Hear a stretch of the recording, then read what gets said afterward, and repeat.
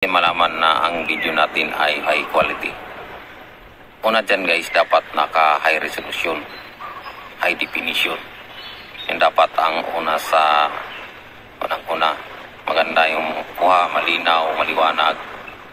At pangalawa, dapat yung nagsasalita, malinaw yung pag-deliver ng salita, naiintindihan, maliwanag.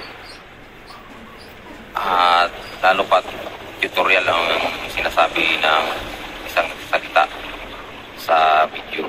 Pangatlo, dapat pag may background, dapat nangingibabaw dapat yung nagsasalita, hindi malakas pa yung background kaysa nagsasalita. At kung bago ka pa lang dito, huwag sana natin kalimutan na mag-follow at pag-ipindot na rin po ang follow button na sa tabi ng pangalan ko. At pang-apat, dapat hindi mahinga yung video natin guys, walang mga istorbo, para naman yung mga nanood sa video natin ay hindi mawalang gana. For more info, follow for more.